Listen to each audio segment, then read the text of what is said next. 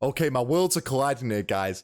I'm a big Mark Rober fan. He's an elite YouTuber, like top tier. Not like me, just some reaction YouTuber. This guy's top tier, makes the best videos you can watch. This guy's amazing, and he's done like some sort of baseball video. I think it's actually a wiffle ball video, which I'm not very familiar with, but yeah, you know, it's along the same lines. So we're going to be reacting to this today. A little bit different, but I know I'm going to enjoy this one. I love Mark Rober. I hope you guys do too. Subscribe to my channel. If you don't know who Mark Rober is, go and subscribe to him. I'm sure you know who he is, though. Come on, Mark Rober. Let's get into it. Let's go. This is me pitching a ball that's impossible to hit. And I engineered it out of necessity because I'm facing off against the world's greatest wiffle ball players. Now, wiffle ball is a popular backyard version of baseball here in America. It's just like a mini what makes baseball. it really interesting is the balls have these holes on one side, which means they can curve like crazy. Yo. But how does that work? This and looks how do so fun. baseballs, or really balls from any sport, actually curve through the air for that matter? So today we're gonna test our way to find an answer to that question. And since I grew up playing countless hours of wiffle ball myself, I'm gonna revive a lifelong dream of going head. If you don't know who Mark Rober is, he's like an engineer. I think he used to work for NASA as well. He used to have some sort of crazy job, and now he just makes crazy things, like crazy challenges. But yeah, there we go. Head against Just in the case pros. you don't know. And I don't want to give too much away, but I might have had to Super rely on smart my guy. engineering skills to level the playing field. He's gonna cheat.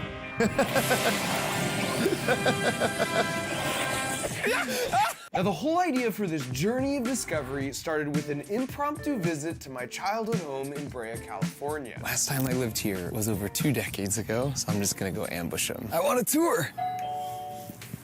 Hey, what's up? I'm Mark.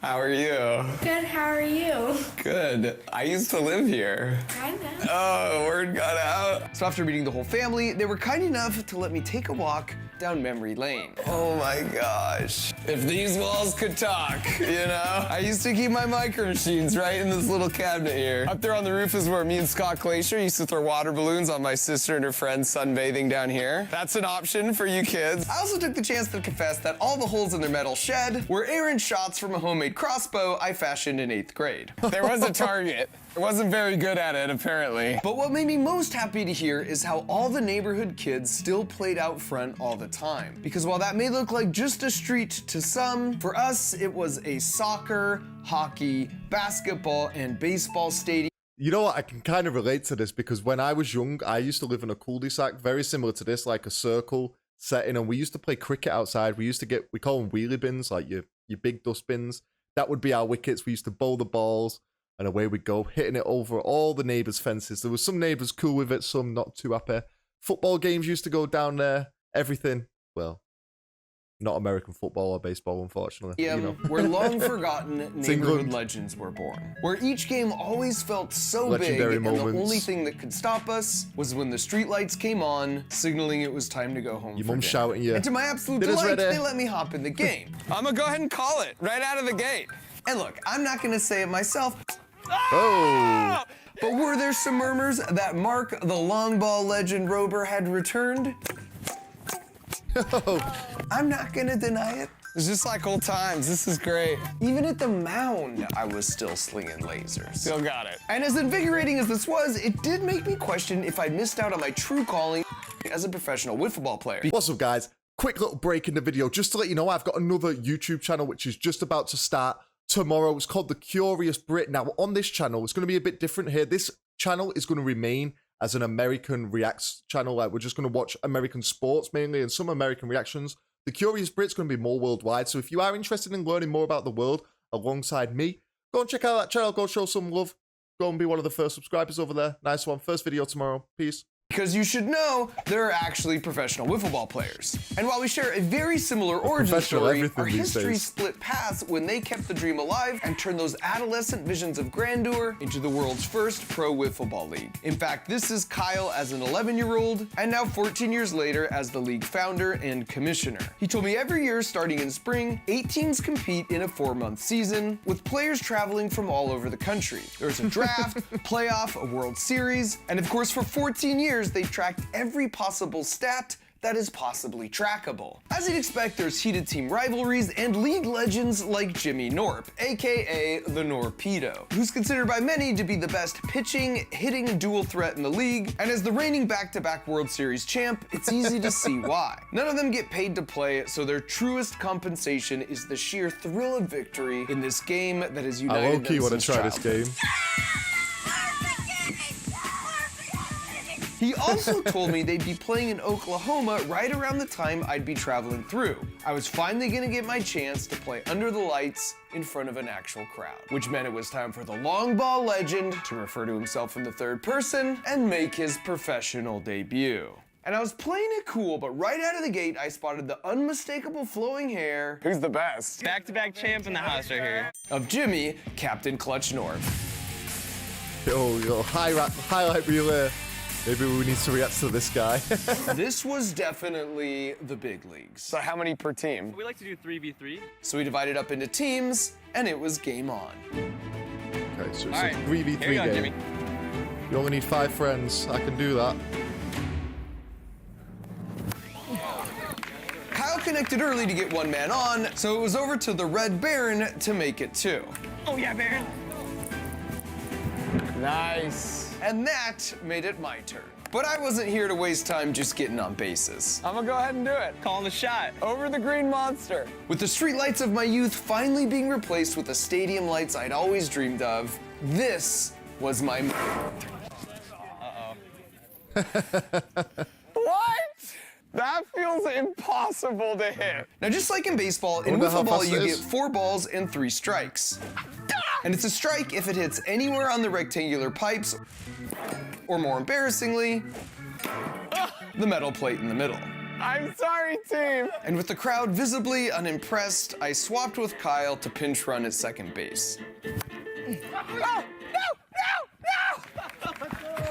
Everywhere I go, I'm getting out. So we had 2 outs, but now that I'd cleared the cobwebs out, I could just sense things were about to change. Oh, that looks tough. Well, I think we all know I was always more of a pitcher anyways. It was time to give these boys a little taste of old school suburban California street ball. Because Jimmy Norp's reign on Mount Olympus had come to an end. Do you take a base on that? And look at.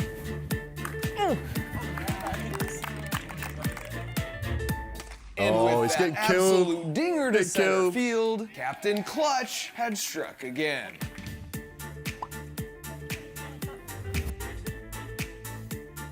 If you don't know where this is going, guys, he's gonna change his ball That's at some point. witchcraft! He'll have And made look, a. I'm not proud of my performance, but in my defense, Crazy unlike ball. the West Coast ball I grew up playing, in the pros, as you can see here, these pitches are moving 10 feet left to right. It's like the ball had propellers, and it makes it nearly impossible to figure out if it's a pitch you should swing at, or a pitch you Just should guessing. duck from, or perhaps both. Whoa. How did he do that? And the rest of the game, unfortunately, was just more of the same. Although I am proud to say, in the 3rd inning, I finally got on base. Oh. I guess it's not heavy, this ball, though, yeah. It's got holes in it. And so despite all my best efforts, they narrowly edged us out for the win. This was not how it was supposed to happen. It was gonna be a long plane ride home, but truthfully, a plan was already forming in my head to science the crud out of this and use my engineering abilities to level the playing field. And step 1 was to fly Jimmy and Kyle out to Crunch Labs to study exactly how they can curve a ball as much as they do. And after making a bunch of observations and gathering a bunch of data myself, I then 70 marched miles them per hour. straight over to the home of the San Quicker Francisco than I thought it would Giants, be. because they're regarded as the team with the most advanced pitcher development program in all of Major League Baseball. Wow. This feels pretty big. And right out of the gate, I was incredibly relieved to see their elite players and coaches struggling against the Norpedo just as much as I did. Yeah, it's a completely different skill then, isn't it? If even the MLB guys can't hit a ball. But then it was into the clubhouse for the real purpose of the trip, to meet with Brian Bannister, whose deep understanding of the science behind a spinning baseball is sort of their secret sauce for developing all these great pitchers. And he's got the hardware to show for it. When you use these concepts, you win World Series. And so after that, I was feeling pretty good about my handle on how exactly they were making the ball curve. But as final confirmation on my suspicions, we also met up with the Stanford baseball team to run one last test with a normal baseball versus an identical one that was just missing the seam. And as a further point of indication, I'm happy to report their nationally ranked batters also fell victim to Kyle and the Norpedo. And so after my extensive data guy's just collection, out here taking research, and interviews, souls. here's the answer as to how any sort of ball curves through the air. And it starts with a riddle. Let's say you're an astronaut on the space station and you go out for a spacewalk to fix a solar panel with your big wrench, and as you're heading out, you get distracted by the view and miss grabbing the handle, and now you're very slowly drifting away. What do you do to save yourself? And you might say, well, you just sort of swim your way back. But in zero gravity, as demonstrated here by an actual astronaut, you can flail your arms all you want, but your center of mass won't actually move. All right, so did you think of the answer? swim with The the trick wrench. is you throw the wrench as fast as possible in the opposite direction, Propel and yourself. that will give you just a little push to slowly move you back to the space station. And this makes intuitive sense, right? Like if you're on a skateboard and you throw something heavy to the right, you're gonna move back to the left. Nate! You had one job! Well, this is exactly Come on, how Nate. rockets move around Catch in a space watermelon. where there's no air. They create a chemical reaction from their fuel to make a lot of tiny wrenches, and they just throw them out of the back really fast, and the rocket naturally has to go the other Imagine way, that's how they just actually like did it. you as an astronaut. Just wrenches so that's coming out one the thing back. you need to know. And the other is the Coanda effect, which states that fluids like to curve and flow around a smooth surface. You actually already know this if you've ever noticed how water will flow around a curved spoon. Well, air is also a fluid, and so it curves just like water, as you can see here, because the strings are following with the airflow as it turns the round corner on the frisbee. Okay, so now let's put those two concepts together. From the ball's perspective, air is rushing past on the top side here and curving around really nicely because the rotation of the ball matches great with the airflow. But on the bottom side, they're opposite. So there's sort of a head-on collision with the air rushing by, creating turbulence. That means more air curves around the top, which means more little air wrenches are thrown diagonally down, and as a result, the backspun ball moves diagonally up, just like the astronaut, causing it to curve up. The fancy term Matt for this Rover is making the physics Magnus fun. effect, and big light balls like beach balls are great for demonstrating this effect because they have lots of surface area, so they throw off lots of wrenches, but they're also really light, so the air wrenches have more of an effect. And now that you know this, you know exactly what causes the curve on tennis balls, soccer balls, ping pong balls, record-breaking basketballs, golf balls, and baseballs. With the baseball, the seams help grab even more air wrenches as the ball spins, but they also provide the pitchers a better grip so they can spin the ball even faster. Our normal versus smooth ball test confirmed this when the normal baseball with seams was camera. curving so much more. By the way, this same principle is how frisbees seem to defy gravity, because air curves over the smooth edge, throwing wrenches down all around, turning it into a freaking jetpack. Now, having said that, you should know that the wiffle ball is very similar, yet slightly different than all of those. As long as you scuff up the side with the holes, which is something all serious players will do, then by comparison, this side is now much smoother. That means the air has a much easier time curving around like water on a smooth spoon, throwing down the air wrenches, causing the ball to lift towards the smooth side. And sure enough, when we check the high-speed footage, we see that in every case, the ball is curving That's a towards the sick smooth shot. side Oh and my away God. from the holes. So now whenever you see a ball curving, just think of tiny little astronaut wrenches flying off the back Okay, of the I will ball do. as it spins through the Next air. time I'm And now that I watching knew their James secrets to Ward-Prowse ball hit a free curvature, kick. it was time to use that knowledge to engineer some sweet revenge with an 18-second build montage.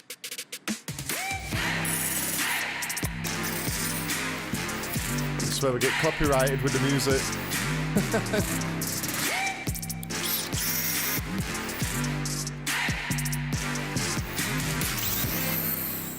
And so it was back to Oklahoma with the duffel bag full of surprises, addressed specifically for Jimmy Norp. But Oh, look who it is. Got you a little sign. Guess who's Number back? 1. I took the opportunity of admiring my new gift to avoid making eye contact with the Norpedo and his tactics of intimidation. Got a bag of stuff here. Should the be a little bit Norpedo. better than last time. Play ball. The rematch was officially on, All right, I'm at the mound. Let's Let go. me know if and you want word a must have Norpedo spread reaction. because an even larger crowd do had it. gathered to watch.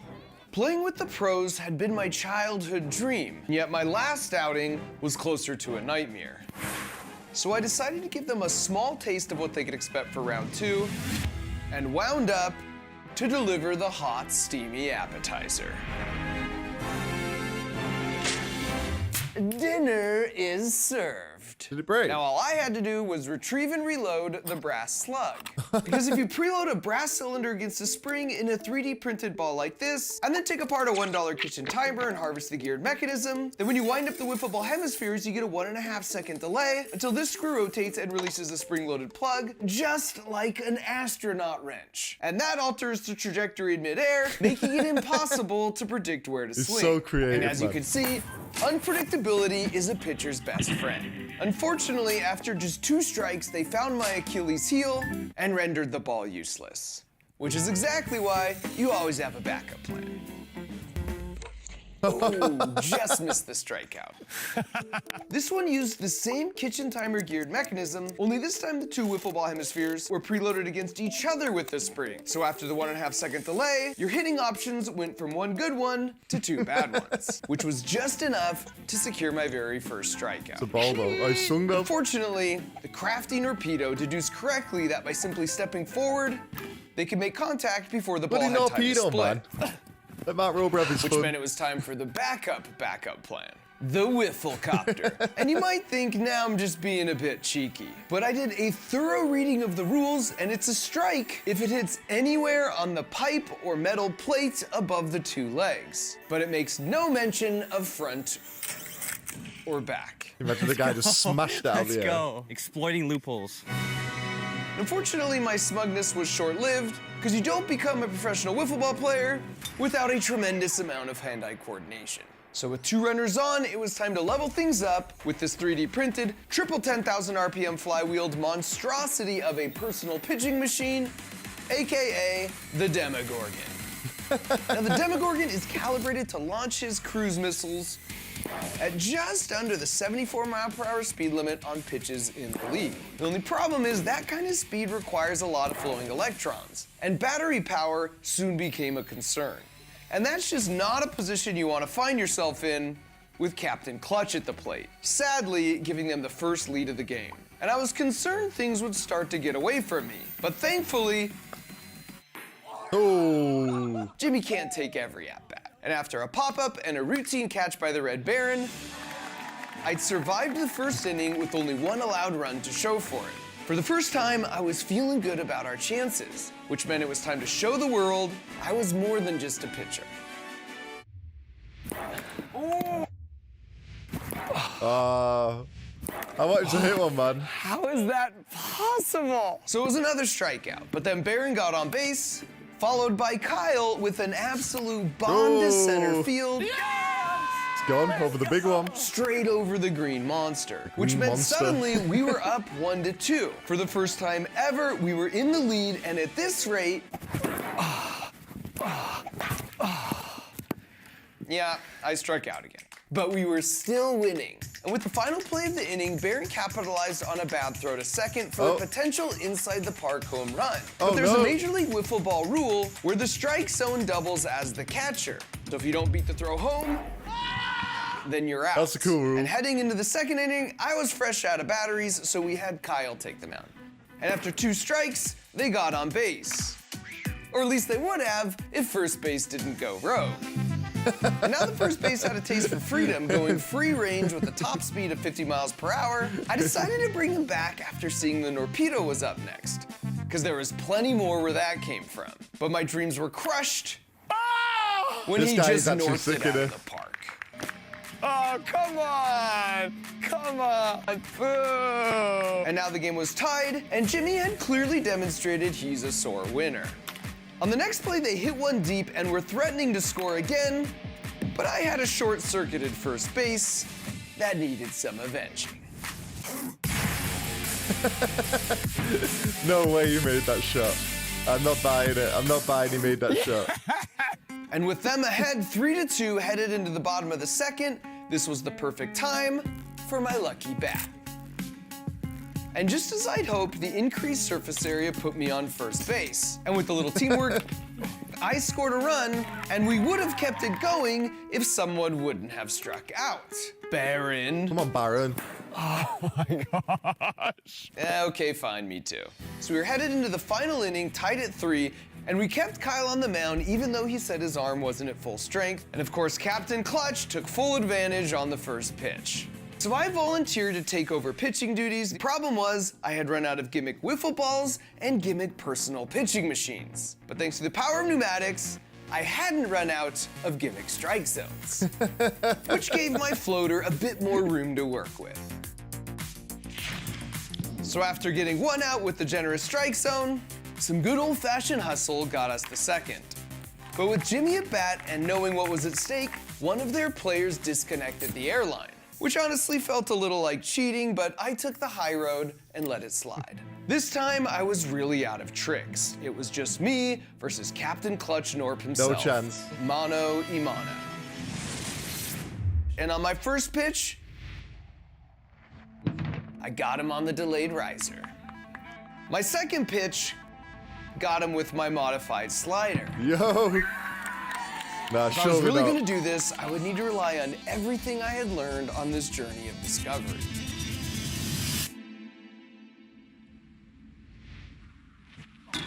Struck him out. And that was strike 3. I had struck out the world's greatest wiffle ball player. And earning that subtle nod of mutual respect from the Norpedo sort of felt like a Michael passing the torch to Kobe type of moment. And down by 1, headed into our final at-bat, it lasted about as long as it took to immediately strike me out again. That wasn't cool. Now, the game wasn't over yet, but instead of the 2 runs we needed to win, we quickly got 2 outs. Go on, Baron. But Baron kept our hopes alive with the base hit. And by some absolute miracle, I finally got a real hit, fair and square. Oh yeah, go Mark! Run. Which put me and Baron on second and third. Let's go! Here we go. All comes down to this. So it all came down Even to now be a Kyle. double. And as soon as I saw contact, I knew it wasn't enough to clear the wall. So I started my mad dash with my sights set on home plate. It was a risky move, but I knew it would mean victory for our team. With Jimmy taking the cutoff at second, the gauntlet was thrown. His arm versus my legs. No more tricks. Okay, well maybe just one more trick. With a blast of air at 100 PSI, their catcher was nowhere to be found, clearing my triumphant return to that most beautiful of white The game's the rubber game. pentagons.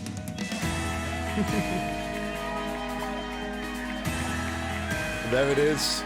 As we celebrated the game, it almost felt like at any moment the streetlights would come on, signaling it would be time to head home for dinner.